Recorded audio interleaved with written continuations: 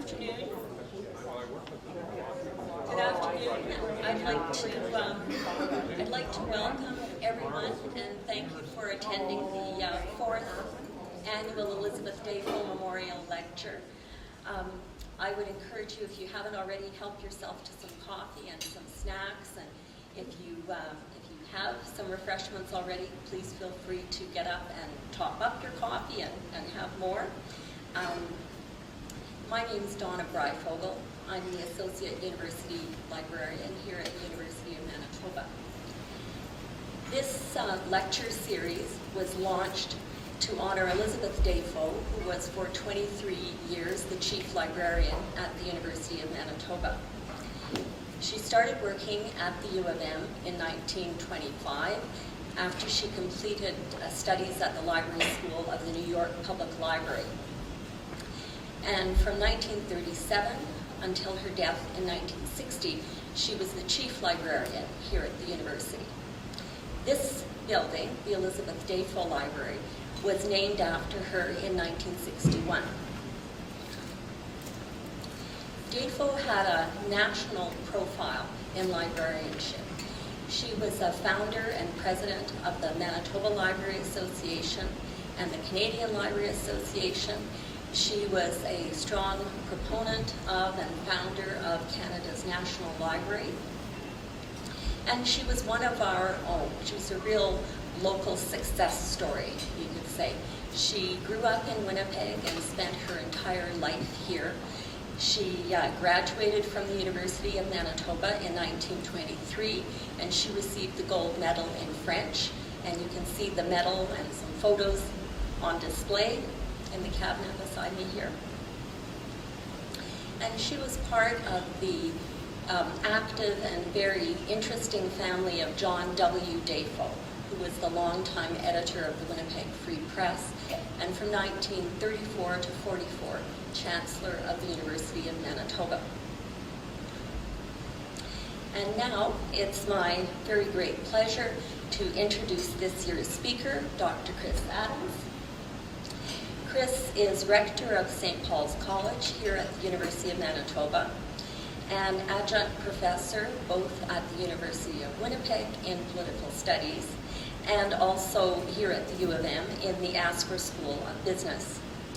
And some of you may recognize Chris, and not just from the university context, but from seeing him appear on TV as a commentator on political and polling issues.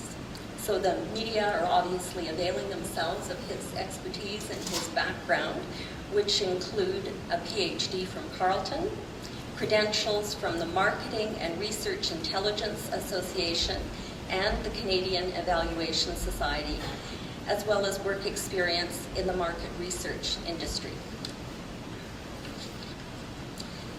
Dr. Adams is going to speak today about early developments in the political economy of the Canadian polling industry. And I can't help but observe how fascinated I think Elizabeth Dafoe and the Dafoe family would be in this topic, given that they were so interested in political developments and current events. And Elizabeth Dafoe herself felt that libraries and librarians had to be very engaged with their communities and really be a vital part of the community that they existed in. So please help me in welcoming Dr. Chris Adams.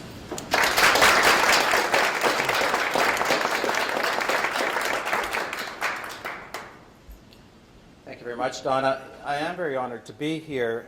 When I was putting this thing together, I thought, well, before going into the formal notes of what I prepared for this lecture, just as part of the background of how this came about, is a friend of mine, Shannon Sampert at the University of Winnipeg in political science, asked me some years ago to write a chapter for her book about the origins of polling in Canada, and it really was about the early companies doing polling in the 30s and 40s, and George Gallup in the US coming up into Canada. So this was the beginning of an interest that dovetailed with my work in the polling industry with Martin Goldfarb, and then with Angus Reid, and then later with my good friends at Probe Research. So it was a combination of my work in the industry coupled with some academic work. And as I got more involved with it, I realized going even earlier into Canadian history of just around Confederation and after, up to the Second World War, there are a lot of things that were developing, almost like the earth cooling, if we could think about that, and things gelling together. So this presentation is really a presentation of pre-industrial developments in Canada, which were the forces that led towards the development of survey research companies and things like that. But also, as Donna had mentioned, the fact that this is the Elizabeth Dafoe lecture, that I do recognize that her career was devoted to the collection of information, the library sciences. It dovetails her life period with some of the things that we're talking about today. And only with the polling industry really links up with the idea of commercialization, collecting information for a profit. So that's where things sort of start to separate. But there is an overlap with the idea of the modern library and the modern marketing research industry. And I will talk about in this lecture about how when we talk about the polling industry, we're really talking about a lot of things that overlap with what we call in the business sector marketing research. I want to start with the lecture with a story told by Joyce Dantink in her biography of Timothy Eaton, the founder to the great but now defunct Canadian department store chain. In the late 1890s, after seeing the success of the British brand Tetley Tea being sold in the USA, Timothy Eaton entered into an arrangement to be its retail agent north of the border. If you have very good eyes, you will notice the store's name at the bottom right-hand list of the official agents of Tetley Tea here. Based on the belief that consumers in Ontario wanted to drink a higher quality British tea compared to what they usually drank, Eaton's advertised the availability of Tetley tea while customers visiting the store were offered samples by a tea lady. However, in spite of all these types of efforts, the campaign failed. It was discovered that the public were unwilling to pay extra for a higher quality product. The lesson for us here is that without properly understanding the desires of the public, marketing campaigns will often fail. And this is the underlying driver for the growth of the polling industry in Canada. To contrast the Timothy Eaton Tetley Tea story with modern times, if it were today, a research firm would be hired that has access to the tea drinking segment of the population, probably through a pre-recruited consumer panel in which dietary habits have been identified, and the targeted consumers would then be sent a usage and attitude survey. And with new packaging and advertising subsequently developed, qualified individuals, that is, those who are identified as belonging to a targeted segment, would then be invited to attend a focus group.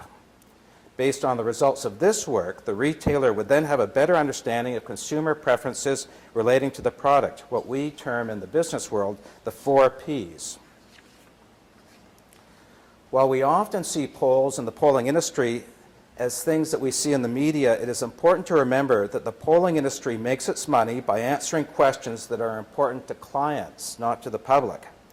Examples of the type of questions that polling firms regularly deal with include: which political party is leading the election? What is our company's market share? Who is reading our newspaper and who is not? What do 20-something males say about our beer brand? Are new Canadians getting the services they need when they enter the province of Manitoba?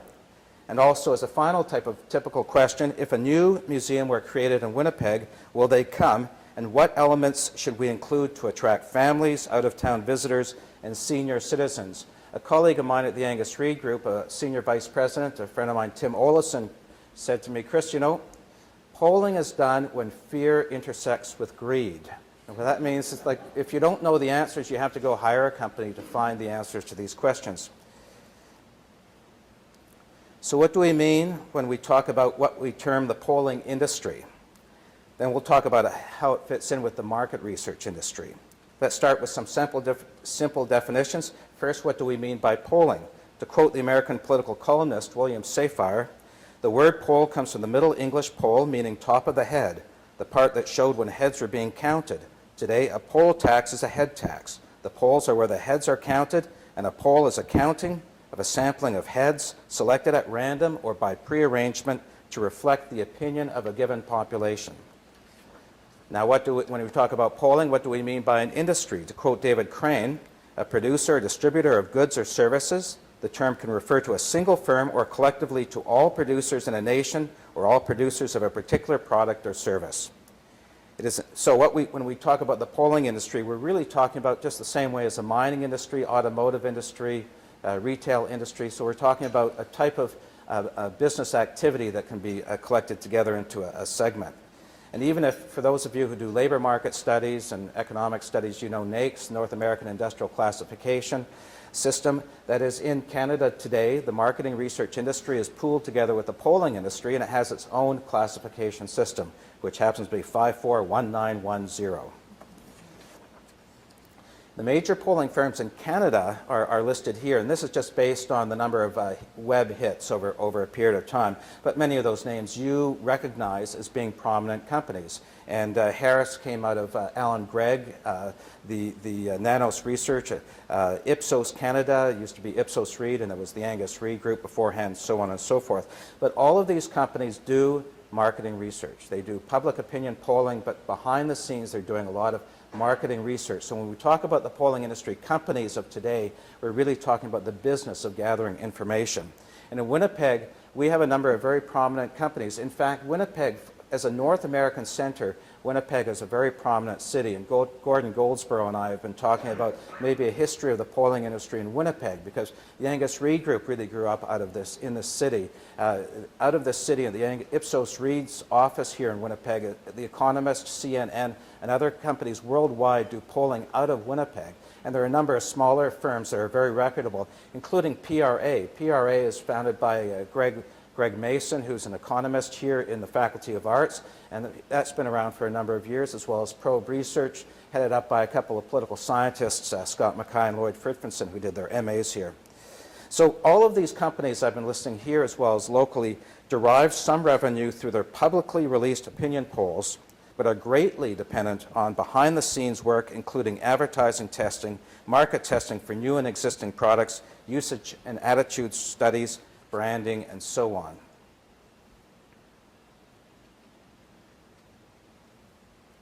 As polling companies are marketing research companies, they use a range of information gathering tools. And I'm not going to go through all these and the techniques, but the thing is that when we talk about the polling industry, we aren't just talking about survey gathering research through a telephone polling field center. But because the information gathering is used to help companies answer important questions using services for which they pay directly, the vast majority of opinion polling studies never see the public eye. This was the case in the early 1900s, and it's the case today. After all, a company such as Target does not want to know what research says about where to place their new stores in Canada. Ford does not want to publicize the consumer sectors in which they have weaknesses. And Red River College does not want to publicize why some parents prefer that their children register here with the University of Manitoba rather than Red River College. As we all know, the polling industry relies heavily on the survey, otherwise called the questionnaire. I want to turn this discussion to the origins of this specific research instrument. The term social survey evolved in the 19th century from the idea of doing a survey of society in the same way as one might do a geological survey or a land survey.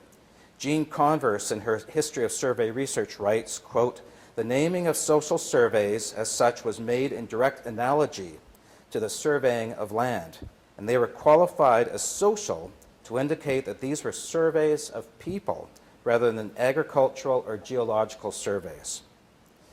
Unquote. Frederick Laplay in France, Charles Booth in England, and this would have overlapped in the period of Disraeli's era, of what you're writing, and other social scientists in the late 1800s revealed the value for using survey-based research. We can say that this type of work had the following characteristics which remain relevant to modern public opinion polling. Firstly, results are based on activities that can be described as field work. In fact, we now refer to telephone survey centers as field houses, or talk about fielding a survey. Secondly, results are based on quantitative data using numerous cases. That is, the gathering of data on different individuals and aggregating the results and producing data tables. And thirdly, the similarities of back then to now, the individual is the usual unit of analysis. This was the case in the early social surveys and remains so today.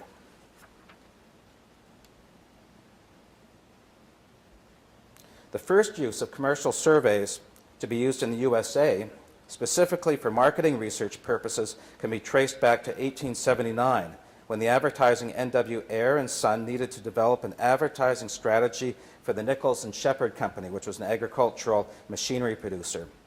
To this end, and this really shows the era, to this end, telegrams were sent across the country to state officials and publishers requesting information about the expected harvests in their regions. Quote, as a result, according to one account, the agency was able to construct a crude but formal market survey by states and counties, unquote. Examples of how the survey was used for marketing research in Canada was a 1928 readership survey by Maclean's magazine consisting of 1,600 subscribers, and its results were used to help sell advertising space, with such findings that, on average, each printed copy of the magazine was read by 4 people, half of whom were women, half of whom were men. Startling. So the early developments of consumer products, and here in part the title of the lecture includes the term political economy in there, and then I want to talk about what was happening in the economy leading into as forces towards the use of social surveys for commercial purposes. So to understand the early market research and polling industry, we need to understand the context of what was happening in Canada during the early years, and especially with regards to our changing population, especially the changing consumer market, as well as first, the impact of new technologies, including railroads and refrigeration. Secondly, the changing dynamics of the retail industry, including chain stores and catalog shopping. And catalog shopping was a precursor to what we see as online shopping.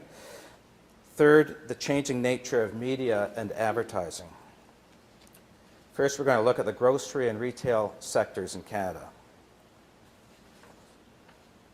The expansion of these two sectors, grocery and retail, department retail, was linked to a number of things, most notably the rapid expansion of railways for transporting goods and linking together communities, especially the agricultural frontier and the fiscal centres of Canada, such as Montreal and Toronto.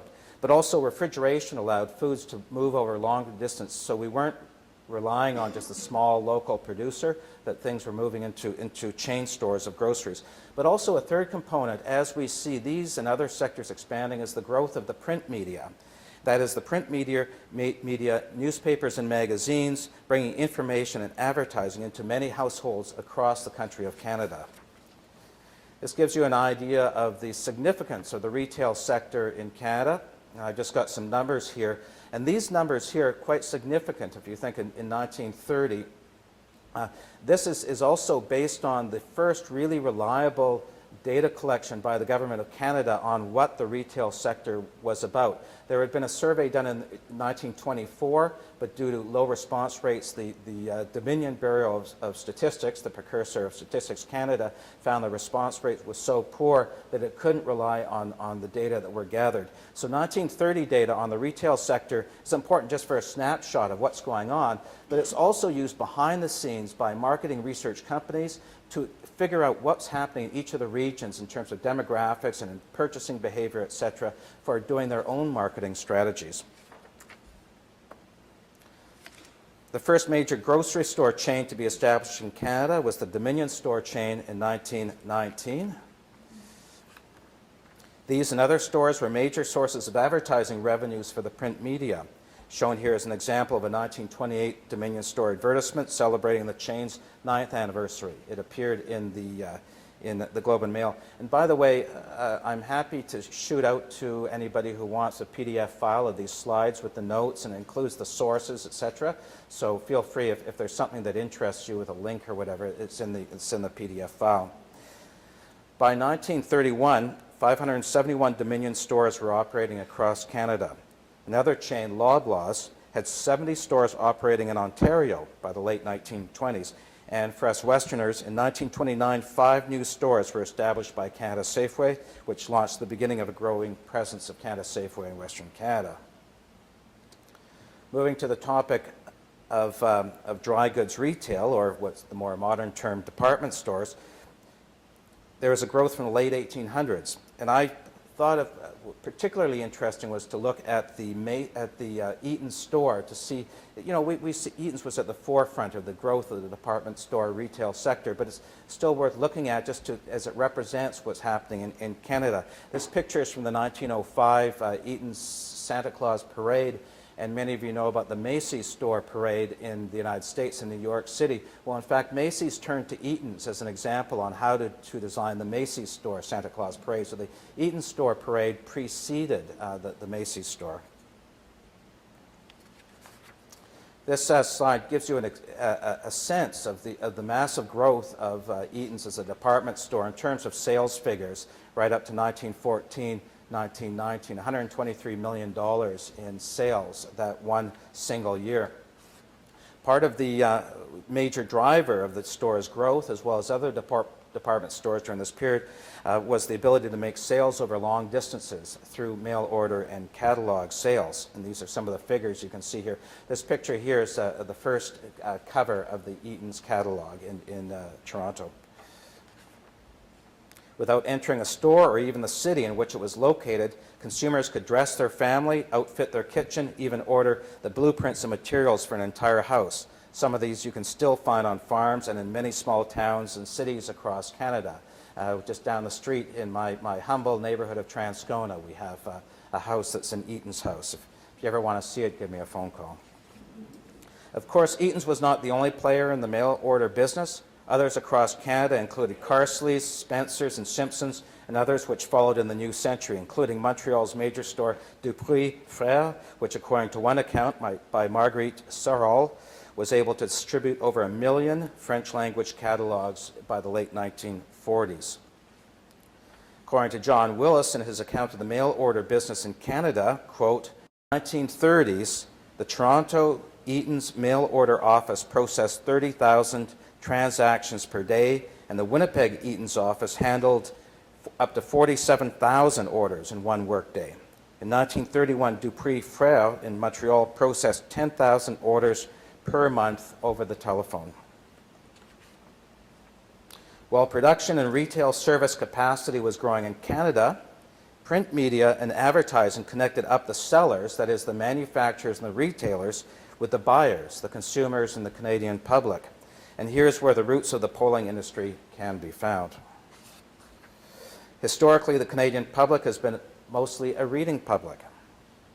And as early as 1891, there were 837 periodicals published in Canada. And as this slide shows, local daily newspapers were sold in almost every province and territory of the country. Evidence of how weekly periodicals and daily newspapers had become dependent upon their advertising revenues and agencies is that by 1929, Canadian advertising had reached the $50 million mark. And here's where the first real marketing research work began. Due to their central role as brokers who helped companies purchase media space, the larger advertising agencies employed individuals whose task was to investigate the market penetration, that is, the circulation of newspapers and periodicals, and to confirm to the space buyers that the advertising actually appeared and was in accordance to what had been negotiated at the time of purchase. The McKim Advertising Agency, for example, employed staff to conduct what was called circulation research, which involved gathering information about each publication and their targeted audiences, including religious magazines, large urban dailies, farmer weeklies, etc. According to Russell Johnson in his excellent history of the Canadian advertising industry, quote, the researcher's task was to know everything about every periodical in the country, where it was published and by whom, its tone and reputation, what market it served, its circulation, its political or religious affiliation, whether or not it carried advertising, and its line rates for the advertising if it did, unquote. So essentially this circulation research, which was actually low-paying research, it was seen as really clerical, mostly women who did the work. It was, I guess, sort of like entry-level accounting type work today. It wasn't, highly technical work. So the circulation research allowed manufacturers and retailers through the advertising agency to understand where they could best target their advertising dollars. By the 1920s, with the growth of the Canadian economy, we can say that the tools of the marketing and research Industry included circulation research, consumer studies using government-compiled aggregate data. And there's one example I found that was quite interesting. In the early 1920s, they were looking to figure out for the tobacco industry a profile of consumers, how many people in what parts of the country were smoking cigarettes and what was the nature of the industry. And it was before the real use of survey research. So one of the leading members of the industry, what he did is he took taxation data on tobacco and looked at the taxes done on tobacco being sold in certain regions and cross-referenced that with census data on adult populations in a region, and then could profile different parts of the country by the percentage of adults in a place who used tobacco products. Another area which was not survey-based research was the use of management information systems compiled by companies for their own use. So leading up to the 1920s or into the 1920s, there was very little use of the survey research as a tool for answering clients' questions. And it wasn't really till mid-20s or later on that we started seeing the survey being used. But some of the early players in what we can call the research industry preceding survey research, one is the McKim Agency, and I talked about their circulation research for understanding newspaper consumption in Canada.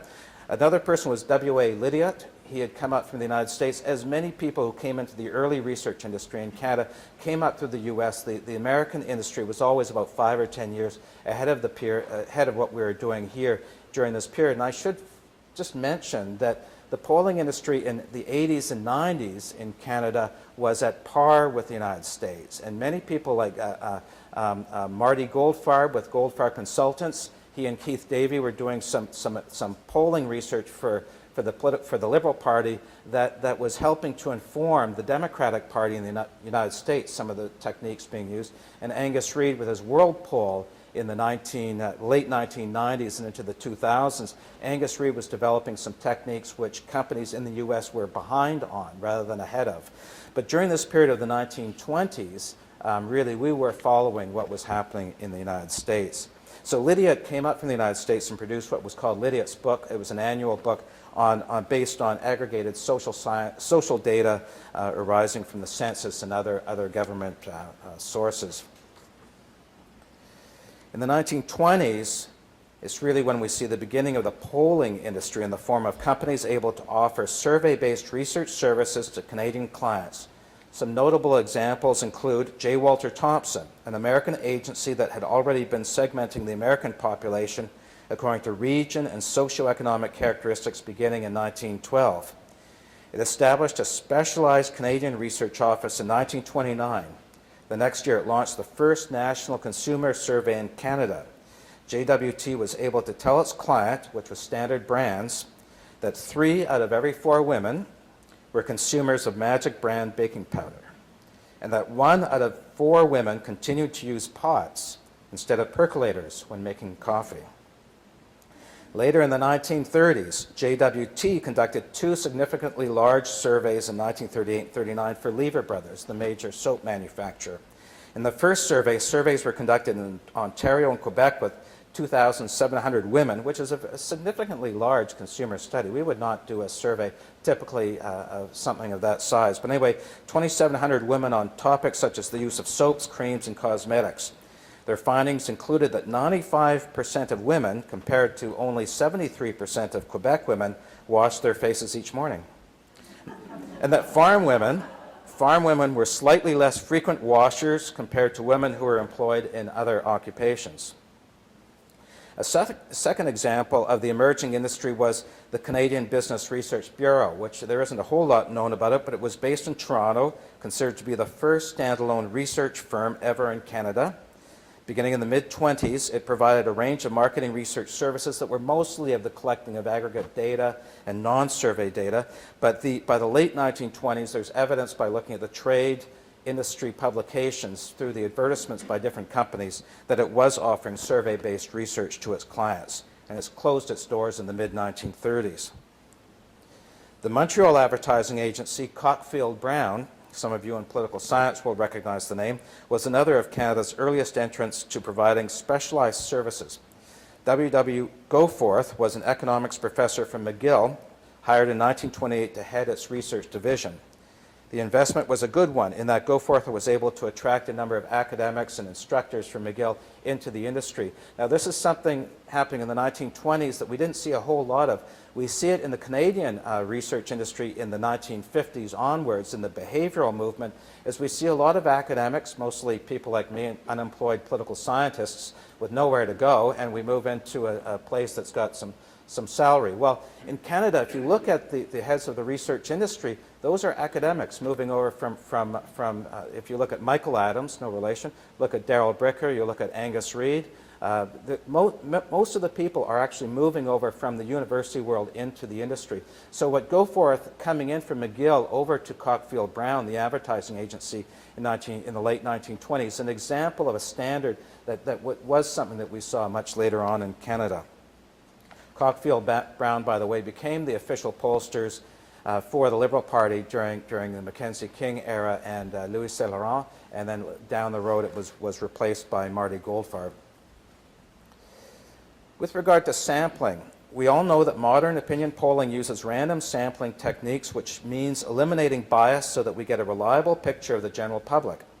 A good sample is therefore a microcosm of the full universe being studied, whether the universe is tea drinkers, magazine readers, or voters. Prior to the 1940s, survey research was based on non-random sampling methods, including resorting to straw polls, targeting locations that represent a specific market, which we continue to do with focus groups. Now we go to regions that represent a certain type of target, availability sampling, or simply gathering as many responses as possible. What was sometimes termed sample stabilization, the idea that you have a small sample, you look at the findings, you keep on pouring more sample in, the idea is that's supposed to stabilize what happens with the results. It's nonsense. To give you a sense of how things have changed regarding sampling in the polling industry, in the 1936 U.S. presidential election, the polling industry made a noteworthy breakthrough when the historically successful Literary Digest used over 1 million surveys to incorrectly, not correctly, incorrectly predict a Republican victory of Alf Langdon over Democratic Franklin Roosevelt. The error was largely due to class bias in the samples. If you think about it, we're talking about the Depression. FDR represented the New Deal, the idea of new welfare measures. If you're a lower income folks in the United States, you'd be more supportive. Upper income folks were less supportive of the New Deal. As a result, we ended up with bias. If we weren't doing proper representative sampling, if you're just collecting off lists, telephone lists, driver license, magazine subscriptions, as Literary Digest did, then you have what we call a response bias in the data. So George Gallup, rather than indiscriminately amassing a large sample of respondents, Gallup and others, such as Roper and Crossman, used quota sampling to ensure they achieved a representative sampling of the U.S. voting public. A sample of 10,000 people was better than the Literary Digest millions that were collected. And by the way, the Literary Digest,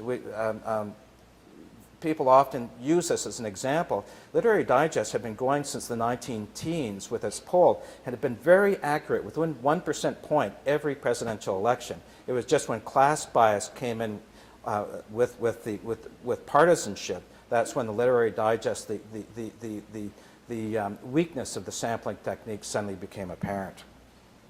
George Gallup, by the way, promised his clients that if he did a better prediction than the Literary Digest, he would, if his was not better, he would return all the money back to his clients. So it was a bit of a gamble at the time, which he won.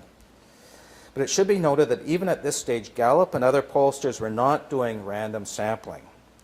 It only came later in the industry during the 1940s.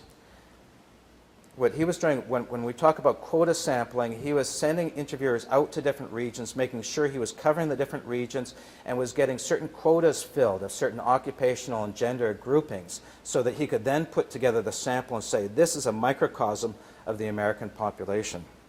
It's not till later in the 1940s that we start seeing random sampling occurring. But the Canadian census, interestingly enough, well, interesting for me, I guess, the Canadian census did use a sophisticated form of sampling in the 1930s in that it was using systematic random sampling, with every 10th household answering a longer census survey. So it's just to the topic of the Canadian census that we now briefly turn. The census in Canada reaches back to the 1700s, and following Confederation, it was decided that it should be held every 10 years, and more recently every 5 years. The census is important for our topic here on the public opinion polling industry in that it aggregated population data, and it was sometimes used by agencies for their clients, but also more importantly, the census is really a form of survey research, requiring the use of questionnaires, interviewers, processing technology, and analysis. For the census, the Dominion Bureau of Statistics was at the forefront in the world in using machines for processing and data tabulations. Here you can see the Hollerith tabulating machine, and Hollerith was later part of the IBM company. This is early part in his career, but the Hollerith tabulating machine was a precursor to IBM computers. It was adopted by the Canadian Census and used in the 1891 census and for later surveys in more modified versions. In 1931, the machinery operated with pressured air rather than electricity. By shifting to pressured air, apparently it was able to increase its efficiency by multiple amounts. But here you can see the precursor to the computer card. You can see the punching machine there in the middle, and on the left is the tabulating machine, and those little circles are counters as you're moving the cards through the machine. So these machines were not just used by government agencies, they were used by insurance companies for processing mass amounts of data, but it had yet to be properly adopted by the marketing research industry, which it wasn't until like the 50s and onwards that we start seeing the use of modern technologies by the survey companies. So as I move forward with this research project, this is part of a larger project for a book for the University of Alberta Press, as I move forward, I'm going to be watching for the new techniques that come into the later eras, including the telephone center, the application of advanced statistics, which still weren't being used in the 20s or 30s, audience testing devices, so on and so forth. The focus group, by the way, when you look at a modern polling company, we tend to ask, what is the percentage which is qualitative and quantitative? And usually that means is what percent of your company is focus group based or executive interviews, and what side is the quantitative, the massive head counting that Sapphire is talking about. The focus group really didn't come in till the late 1940s, the mid and late 40s. So we don't see opinion polling firms in the 30s or 40s really using the focus group in the industry. But some of the things that we're going to be watching as we move forward is neuromarketing and things like that. AC Nielsen, the top left corner, is AC Nielsen's a long-term American company. They have operations here in Canada as well.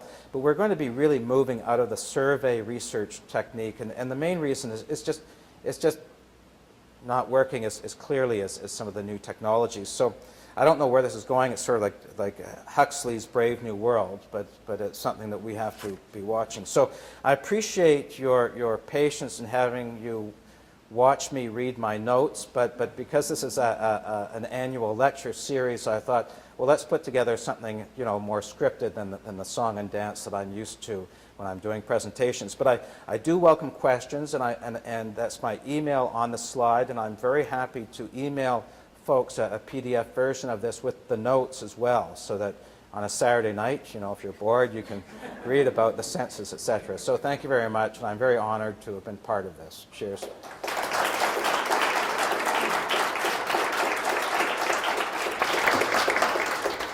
And Donna, it's okay if I take questions, or Bob? Could you comment about just when polling companies got into the business of measuring the hidden persuaders, that is, the psychological dimensions of advertising? As I read it, is the 1950s is really when we start seeing that the famous book, The Persuaders, or The Hidden Persuaders, came out, I think, in the late 40s, early 50s. But I see it being the rise in. There are a couple of things going on here. Is the needs of commercial clients to understand what's going on among our clientele. Okay, so that's one thing. And wanting to know, as we launch advertising, what will resonate with our buying public. So all these things sort of develop in the late 40s and the 50s of techniques for focus groups and things like that, and that's in the US, and we start seeing it coming into Canada.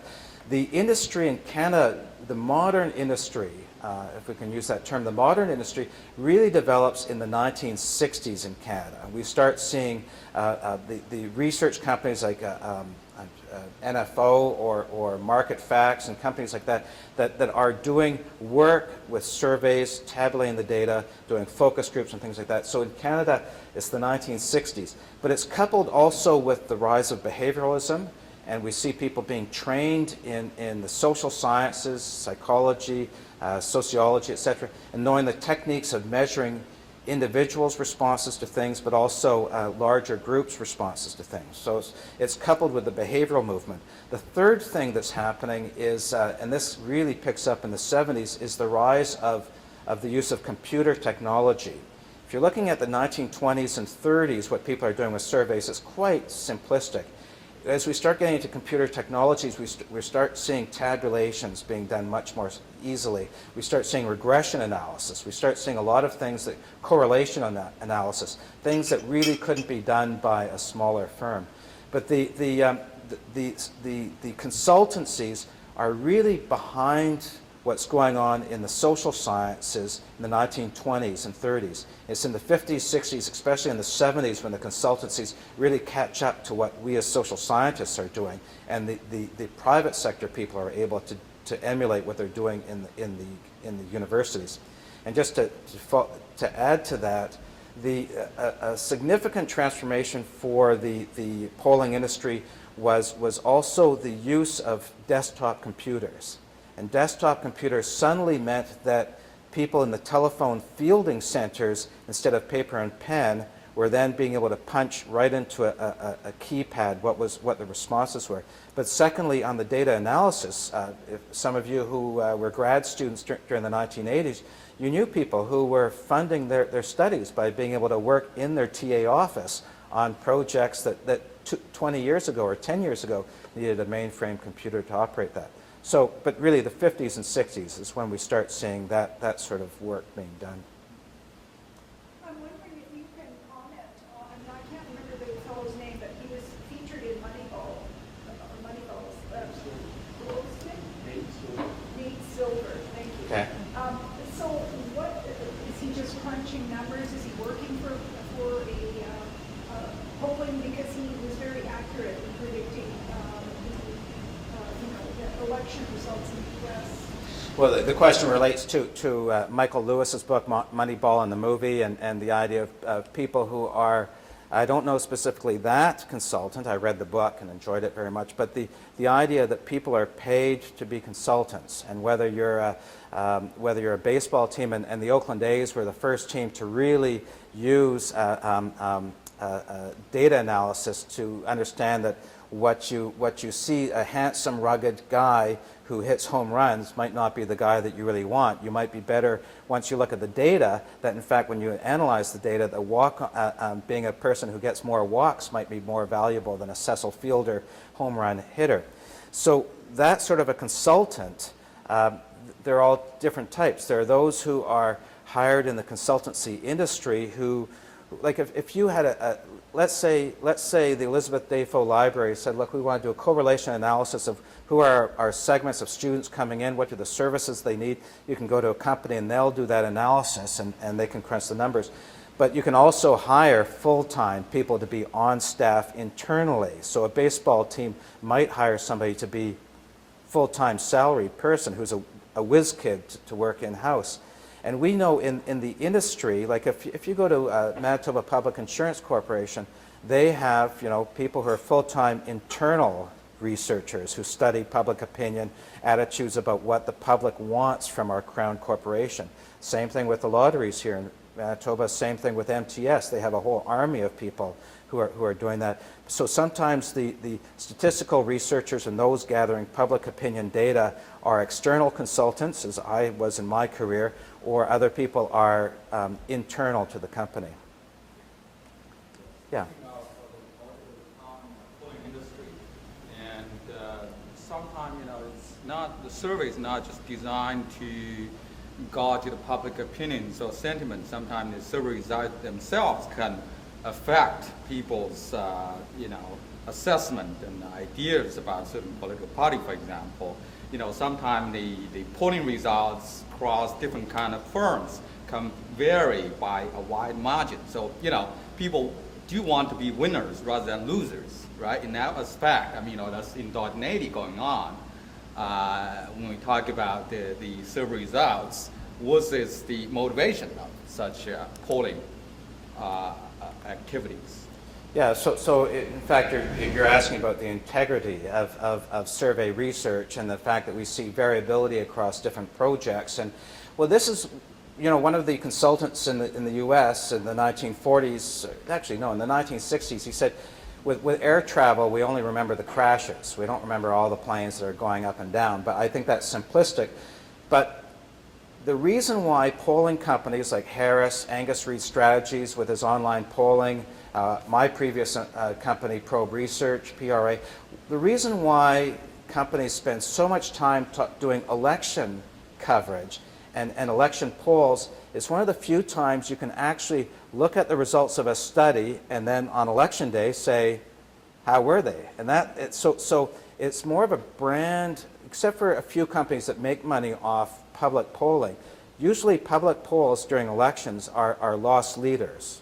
You don't make money doing election polls. But the reason why you spend so much time is then when you're phoned up by Great West Life to do a study, or when you're phoned up by the province of Alberta to do a study, they look at your record as a pollster and they say, is this a reputable company or not? So Alan Gregg built his reputation as a reputable company because his clients were gaining success, the Progressive Conservative Party, were gaining successes by the accuracy of his polling, but also outside clients in the industry were seeing Alan Gregg really calls elections fairly accurately. Therefore, we will go to Alan Gregg and use his services. So election polling actually is fairly good. Now, here's an example, though, how survey research can be really obnoxiously misleading. And I'm invoking the brass rail rule here for a little bit as a press club expression, but there's a media client. The media client said we did a poll on Sammy Cates, and that we found that over 50% of Winnipeggers would not vote for Sammy Cates if an election were held today. And you say, well, that's pretty bad news for Sammy. That's probably the worst findings we've seen Sam get, or any mayor in the city since polling was done. Well, then you look at the questionnaire, which was done by a reputable polling company. The first question is, was Sam Cates in a conflict of interest? Secondly, is his CAO in a conflict of interest? Thirdly, how well is City Council handling corrupt or conflicts of interest situations? Fourthly, if an election were held today, would you vote for Sammy Cates, right? So the media reports just on that one question, and people weren't being malicious in doing it this way, this type of poll, but clearly that's an example of how a survey can really, at Probe Research and Ecos and most companies that show election, what would happen in an election today, that's why they put that question right up front. Who would you vote for if an election were held today? But It's really interesting. You pretty much can identify a consistent pattern. Some of the polling company always, left-leaning, and others more right-leaning. I'm not sure about their survey methodology, polling strategy, sampling strategy, and so on and so forth. But maybe that, for example, you can oversample 416 regions in Toronto versus 905. And you could get totally different results. And that's why you always want to look at the methodology explanation of a poll and what was the design of the questionnaire and all those things. What was the sample size? But also looking at the questionnaire itself and things like that. So here's the second thing, and Phillip Converse, a well-known, you would know Phillip Converse, Bob, but a well-known American political scientist who wrote about survey research in the early 1960s was writing about non-opinions. You phone up somebody and say, what do you think of X, Y, Z? The person will give you their opinion, even though it's not a really strongly held opinion. We did a poll one time where we asked about different routes by which the new hydro route would go, and we didn't have it right. We never released the poll, but we asked people about a route that didn't even exist, and people had opinions about that. Luckily we didn't release the thing. But when we look at election polls, and we say if an election were held today, we have to realize there's also volatility, and that you might be, back to baseball as a metaphor, you might be in your 6th inning asking who's winning the game, and it might change by the 9th inning. So people change their opinions, but also people have non-opinions, which we take very seriously, but we report on them, but might not be of any major significance. Adrian. With the rise of neoliberalism and neoconservatism, did pollsters have to change their methodology, especially to deal with heuristic bias, where you could have one, your attitude and trend can be quite different from your behavior over time? The question is with new trends in ideology such as neoliberalism and neoconservatism, do we have to change the ways by which we measure opinions and attitudes versus behaviors? It's a bit beyond my knowledge of that. I do know that when there are huge arguments that we have, I should say we, but my previous company, how do you ask, you think it'd be very basic to ask, how do you ask a question about who would you vote for today? And you'd say, well, that's a pretty straightforward question, but Probe Research asks, if an election were held today, would you vote for Greg Selinger's NDP,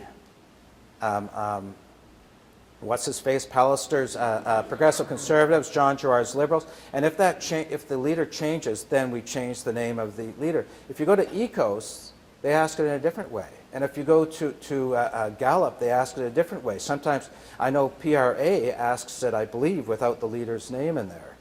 So you think it's a straightforward question, but the reason at Probe Research, one of the reasons why we didn't change it was tracking. Is you want to say, well, and I've been benefiting by it because of my book on politics in Manitoba, which goes back 100 years, but the polling, I can go back in 20 years and look at changes in our political system of people supporting the NDP in 1999 compared to now. How do women change? How do men change? How does River Heights change? And so by not changing the methodology or the way the question's asked, it means I can track. Now, the bad thing is that maybe there's some things that need to be adjusted. Just interestingly enough, Gallup, and I didn't talk about the 1940s, but Gallup came into Canada in 1941. George Gallup came in with, I don't know if you know this, but Bob Rae's father was Saul Rae. Saul Rae was one of the partners who brought the Gallup poll up into Canada in 1941.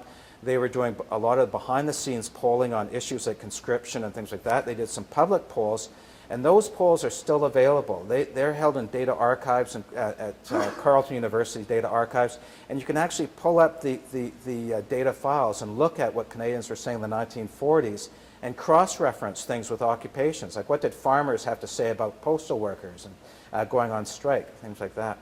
How's my time, Donna? We should wind up, but I'm just getting started. Okay. Well, thank you very much. You've been a very gracious bunch of people. Thank you.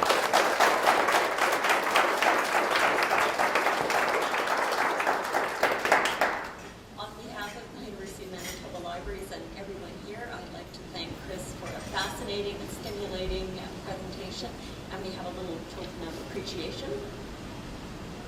Thank you, Matt. Cheers.